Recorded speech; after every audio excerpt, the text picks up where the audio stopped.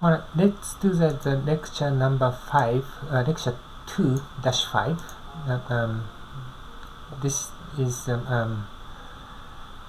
introduction to how to use the mass spectrometers in the biochem, especially that it may be related to the proteomics. But this is purely introductions. It's a little bit more complicated. The actual story is a little bit more complicated than this, but I'm going to oversimplify everything. So what is the mass spec? The mass spec is just like this weighing machine that we use in the general chemistry, or maybe that some of the school laboratories. They use a bulk sample, right?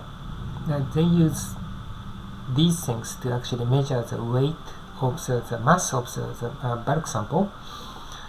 But for the mass spectrometers, you actually measure the mass of the atoms, or mass of the molecules. So those are the differences.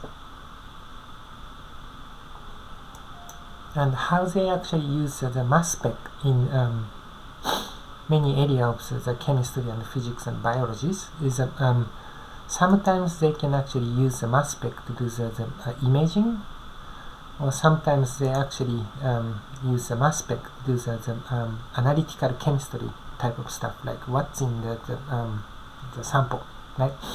And this picture right here shows the mass spectrometer that's been sent to Mars, and you can also do the forensic, like by analyzing the sample in the maybe a crime scene, right? You can actually get quite a bit of information out of that whatever the things that's left over, right? And other things that you can do is that you can actually study the chemical reactions. So for example, like this is this is my stuff. That was when I was actually PhD student. I was actually doing this type of stuff. This is just chemical. You're looking at the chemical reactions of the molecule colliding with other molecule. So this is like a molecule colliding, literally like a billiard ball, and then let them fragment and then see what happens. Now that's pretty much what I did for my PhD. So this is a molecular level chemical reactions. Probably these days, more important usage of the mass spec is the identification of the proteins, or maybe that what is the amino acid sequence that's inside of the protein. Those type of stuff are really, really important. There are two type of approaches, like top-down proteomics or the bottom-up proteomics. So let's just start out with the bottom-up proteomics. That you have this sample, right?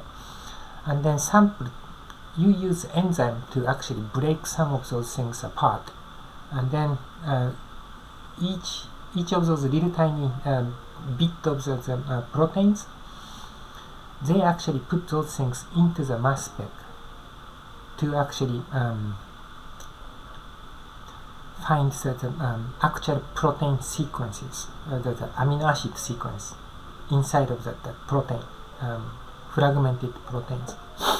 The top-down proteomics doesn't use the enzyme. You just put those things into the mass spec, and then from that point you just break it apart and then trying to find certain amino acid sequence. That's the top-down proteomics. And by the way, the top-down proteomics is a lot more difficult than the bottom-up proteomics. So really the basic schematics of how you actually design the experiment is that you use first of all you have to use sample preparations, right? And sometimes you can actually ice the sample made out of the many proteins, right? That's not good because it's gonna complicate the story. So you want to isolate each protein type, right? And then that you can actually use the 2D gel electrophoresis, like the one that we actually talked about in the previous lecture, or you can actually use liquid chromatography, or the HPLC type of stuff. And then once you separated out one of the protein that you're interested, you can actually ionize it. Ionize means that you put the positive charge or negative charge on it.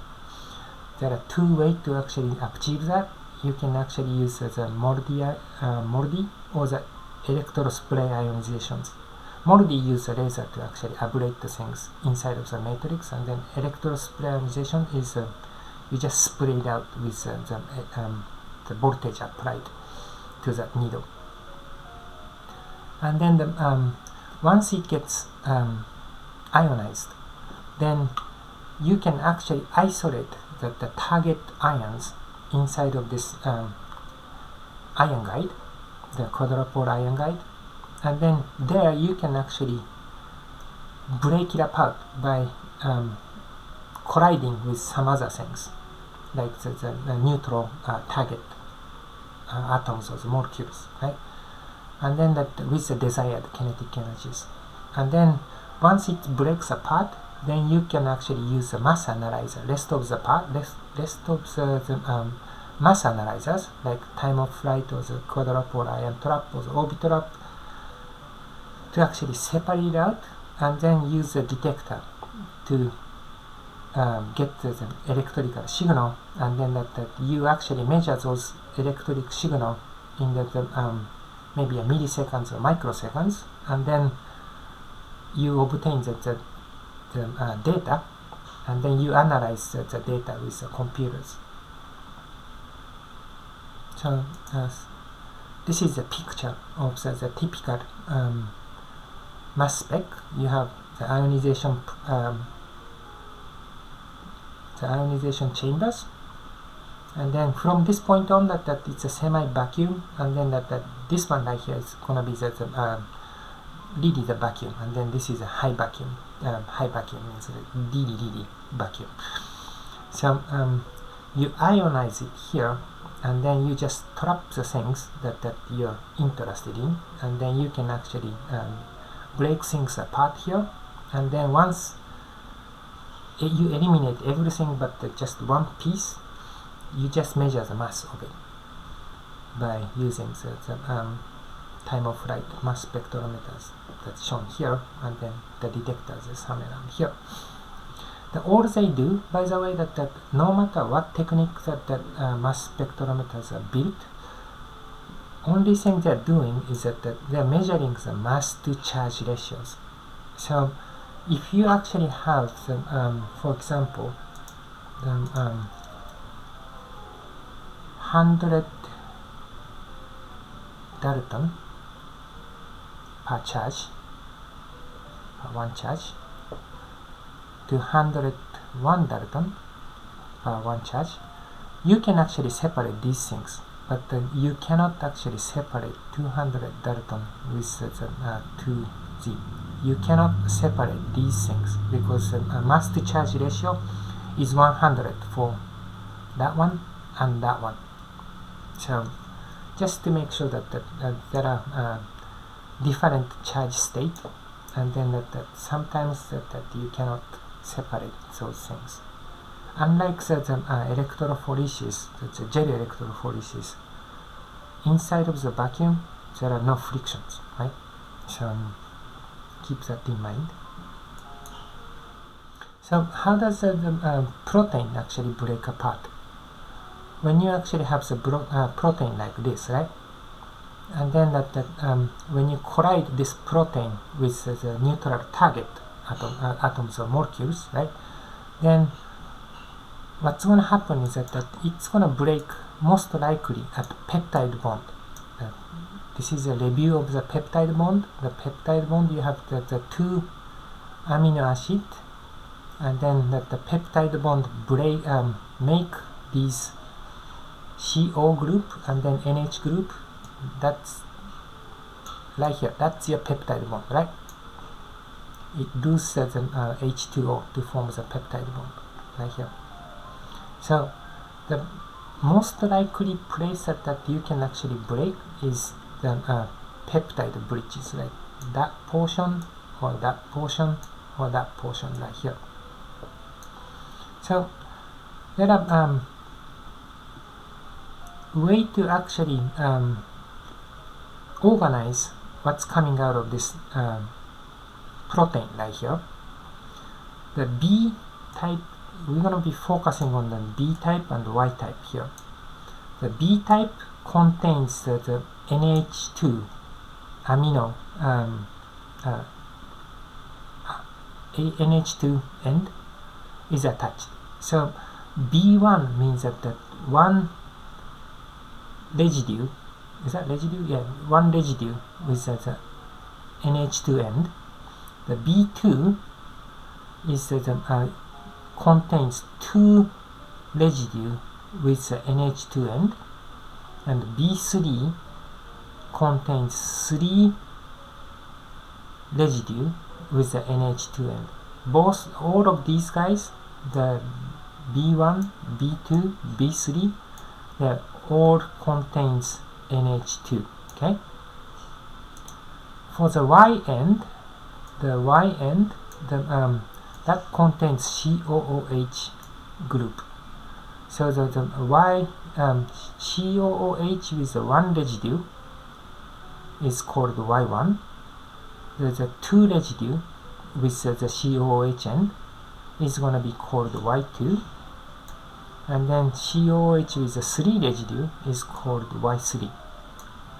So we're going to be focusing on those ions. Both are positive, by the way, as you can actually see right here.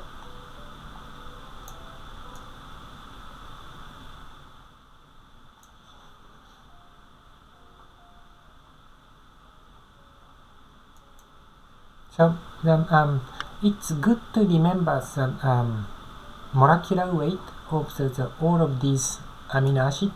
I don't ask you to actually memorize that, but I want you to actually focus on some of these properties here. So the molecular weight of the leucine and isoleucine, they actually have the same molecular weight, right? So the mass spec by itself, you can't distinguish these guys. So sometimes that we put like LX or the LXX or something like that. So to denote that we cannot really identify these guys. But you can actually make them react to something else, and then that because they have a different reactivities, you can actually react them, and then that you can actually distinguish those stuff. The other things is that some of these guys, like glutamine and the lysine, look at this, it's like 146.1 and then 146.2. The mass difference is so tiny, but yet they're different, right? If you have a very good mass spectrometers or expensive mass spectrometers, you can actually separate these things. But if you have a cheap mass spectrometers, then good luck. It's going to be difficult to actually distinguish these guys. So the mass of B ions, by the way, is the sum of those residue plus the one unit that comes from the H plus. And then mass of the Y ions is the sum of those residue mass that's written here plus 19. That's the H2O plus H. We don't really care about that one. So it's these guys that's for this class, it's kind of important. So mass of B ion, the sum of residue mass plus 1, and then the mass of Y ions is a residue mass plus 19. Okay, so let's look at this one right here. You have a sample that's a tetrapeptide, so you have 4 of these guys, right? MRFA. Okay, so let's start out with a B1 here. It says 132, right? What can actually make the 132? Probably one of the easier one is that use this guy with the B end, right? B end you have to add 1, right? So that's 132. So that's pretty much what you have right here, right? And then the difference, notice that the difference between these things right here is exactly 156, right? Not exactly, but it's a 156, right? That is same as this guy right here, arginine, right? So I know that the first one is actually M, and then the next one is gonna be the R, and then the third one right here, it says the difference is 147, right? So 147 is that one right here. That's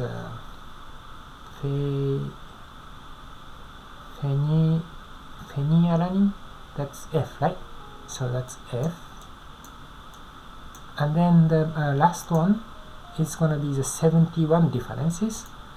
So the 71 is alanine. So it's that one. So we pretty much identified everything here. That's MRFA. You really don't need the Y ion to actually confirm your result, but I'm gonna go with the Y1 too. So the Y2, right? So let's go to this one right here. So B1, B2, B3, right? It's 1, 2, 3, and 4, right? And then that B3, that breakage of the B3 corresponds to the Y1, right? And B2 corresponds to the Y2, right? That just means that COH with 2 residues attached. That's a Y2. So Y2 mass is 237, right? How do you get 237? Remember that Y end actually has the mass, sum of the residue mass plus 19, right?